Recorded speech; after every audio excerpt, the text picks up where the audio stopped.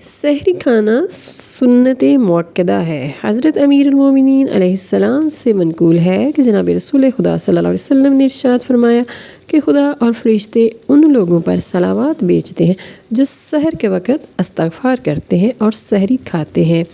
बस तुम सहरी खाओ अगरचे एक घूंट पानी हो, और मेरी उम्मत को चाहिए कि सहर का खाना तर्क ना करे अगरचे खुरमे का एक दाना हो। सहर व अफ्तार के वक्त सूरा इन्ना अंज़लनाहु का पढ़ना बेहद सवाब का बाइस है।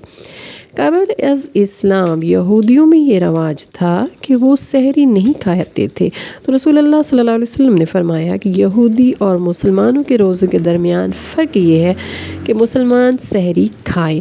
सहरी खाना बाइसे बरकत और सवाब है। रसूलुल्लाह सल्लल्लाहु अलैहि वसल्लम ने सहरी खाने की बेहद ताकीद फरमाई है।